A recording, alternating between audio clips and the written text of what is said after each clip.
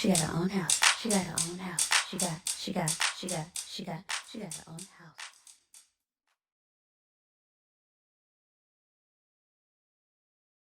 Hey family, welcome back to my channel. So today we are going to break down priority versus non-priority members. So let's talk about it. So before we get into that, I want to make sure that everyone saw the post that I made on my community feed on Monday. I do have a new profile picture. This was drawn of me from last week's video. But I know I'm the type of person to where I'll just scroll through YouTube, and if it doesn't catch my eye as something familiar, I may keep scrolling. So I don't want you guys to miss out on my new and upcoming videos just because I've gotten a new profile picture. So please make sure that you are subscribed in order to avoid that. But does this look like me? What do y'all think? Jump down in the comments and let me know if y'all think that my avatar looks like me. I'll tip my head to the side.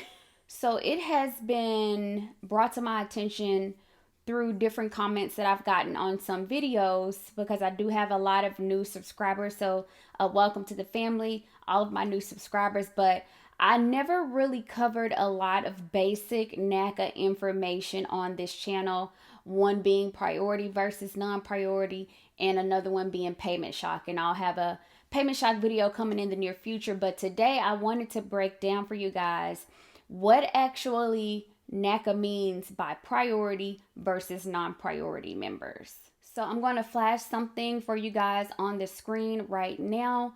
It is directly from NACA.com. You guys know that I love posting my sources, or whether I get it from a NACA employee or I can pull it from the website or wherever. So this came directly from NACA.com. I'll throw it up on the screen. Feel free to go to NACA.com and read it for yourself.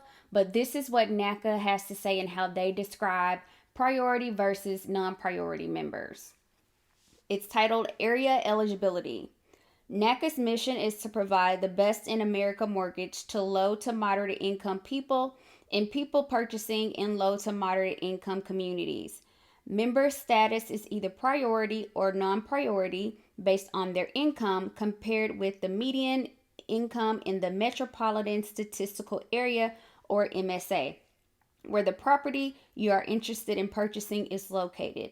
Priority members who have lower incomes receive a significantly lower below market fixed interest rate and a much larger geographic area to purchase a home. Also, higher income members purchasing in a lower income area also receive a significantly lower below market fixed interest rate. So breaking that down, all that is basically saying is if you make over a certain amount of money, and that is everyone combined on the loan, your borrower and your co-borrower, if your household makes over a certain amount of money and that amount varies from area to area, then you will be considered a non-priority member. And that means that you will have a slimmer amount of options of places that you can buy a home. You will be limited to purchasing in areas less than 100% in box 6 on the FFIEC geocode map, okay? I'll get into that a little bit later, just in case I'm not making sense right now. Don't worry. Now, if you buy a house in an area that's under 80% of box 6 on the FFIEC geocode map, even if you are a non-priority member, you will still receive the priority member 1% difference of a below market fixed interest rate. Okay, so this was huge. This is actually something that I was able to personally take advantage of being a non-priority member. I purchased in a low to moderate income area, and I was able to increase my buying power because I automatically received that 1% deduction, and then I was able to then buy down my interest rate even further after that to increase my buying power even more. Okay, so if you make below that amount of money that's determined in box 3 for your area, then you can purchase anywhere you want to in that area. Okay, anywhere. Nothing is off limits. The only caveat is that it varies from MSA to MSA. So you can't move anywhere and still be considered a priority or a non-priority, okay?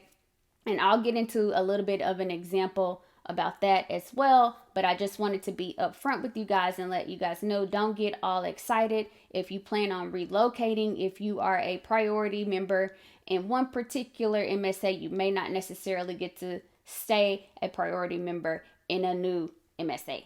Okay, now let's get into NACA's definitions from their own mouths of priority versus non-priority members. I'll go ahead and flash it up on the screen now so you can read along. But a priority member is low to moderate income members, i.e. borrowers and co-borrowers, whose combined income is equal to or less than the median family income for the MSA where they are purchasing a home.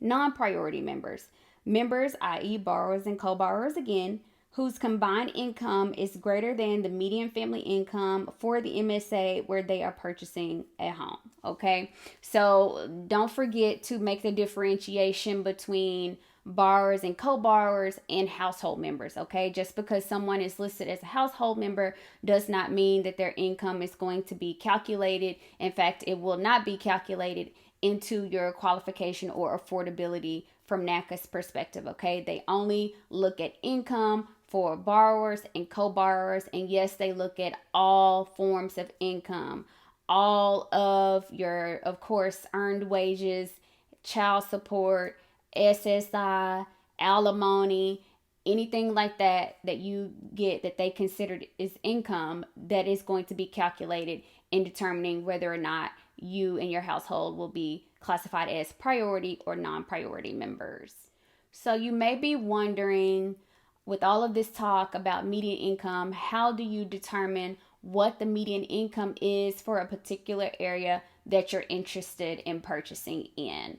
NACA actually made it very easy for you, and I was not even aware that this even existed until I was researching for this video. So on that same page where I found the area eligibility information, if you just scroll down, you can just click on that button and NACA will actually take you to this page called the median income, okay? I just took the zip code of the NACA office here in Dallas-Fort Worth and plugged that in. And as you can see for this example, the MSA for DFW for 2021 is, the median income for this MSA DFW for 2021, because the 2022 numbers haven't been released yet, but for 2021 is $89,000. So say that you and your co-borrower have a combined income of $87,000 and you are looking to move to DFW. Congratulations, you will be classified as a priority member by NACA in the DFW MSA. That means that you will automatically get the 1% deducted interest rate, and you can purchase anywhere you would like to within the DFW MSA. But say that, okay, you're tired of Texas, you want to relocate to Georgia, okay? So remember, you and your co-borrower have a combined income of $87,000. So I use the NACA address in Decatur, Georgia. So as you can see, that MSA is $85,700 for the median income. So that means that you would be considered a non-priority member in Decatur, Georgia, because remember, you and your co-borrower have a combined income of $87,000, okay? So that means that you would then get the higher interest rate, or you would have to purchase somewhere in a tract that's less than 80% in order to get the better interest rate, and you would still be limited to where you could purchase. You would have to purchase in areas 100% or less of the tract median income in box 6 on the FFIEC geocode map. Now let's talk about the FFIEC geocode map. I have done a very detailed tutorial video that I will go ahead and link now, that I would recommend that you check out first, because I'm only going to talk about this at a high level, okay? I just want to give you guys a baseline of what you need to be looking for when you go to the FFIEC geocode map. when you go to ffiec.gov, you need to make sure that you have the correct year selected. As I just mentioned, the 2022 numbers have not been published yet. They normally come out around between June and August. It just depends, okay? But that's when it's going to be updated. So you'll still need to use the previous year's data, which is 2021, whenever you're searching for individual addresses. Now, there is no easy way to do this, okay?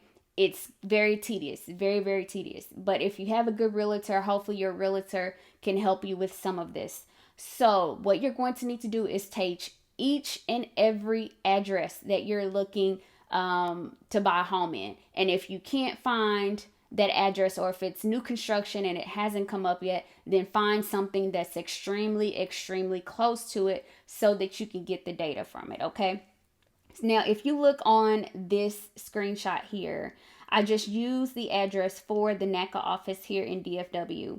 You're going to see all of these little blue squares and rectangles. Those are considered tracts. Each tract has their own number, okay? So that's what I mean by box 6 when I've been talking about box 6 this entire video. Box 6 is a tract. And so if you look down on this census demographic data, box 6 is titled Tract Median Family Income Percentage. And you can see that NACA is located, the NACA office is located in a 35.37% median family income percent, okay? So that means that priority and non-priority members can buy in the area that is surrounding the NACA office that is located within that same tract. Non-priority members would also get the better interest rate because the tract percentage is less than 80% listed in box 6. It's 35.37. Now, I've mentioned box 3. What is the median income? The median income for the Dallas-Fort Worth MSA is $89,000, like we just went over. So if you don't want to have two tabs open going back and forth between the NACA page that I just showed you and this page trying to determine what the median income is for the MSA, then you can definitely just do it all here on the FFIEC geocode map, okay? Just put in the address. But like I said, the only things that you're really going to need to pay attention to is box 3 and box 6. That's all you need to be worried about. And if you make less than box 3, then you are a priority member and you don't have to worry about anything else on this page, okay? So priority members, box 3, non-priority members, worry about box 3 and box 6. So in summary, the first course of action is to add up your income for all sources for both the borrower and the co-borrower. That is going to be what NACA is going to see, okay? And then you will need to find out what the median income is for the area that you are interested in. Once you find out what that median income is, it's going to be pretty cut and dry. Unless you're right there on the cusp, then definitely talk to your counselor. If you are right there on the edge, there may be some exceptions or something that they can request for you. But just know that if you're not right there on the edge, that is going to determine what you do next. If your income is above that number, that median income number, then you will need to go into the FFIEC geocode map and plug in an address on every single property that you are looking at. If your income is below that median income number, then you really don't need to do anything. You just need to find your dream home, okay? So that is it, guys. I hope this video was super helpful. Jump down in the comments and let's talk about it. If I forgot anything, I apologize. Don't forget to give this video a thumbs up and, of course, subscribe. And I will see you guys in my next video. It takes a village. Cheers.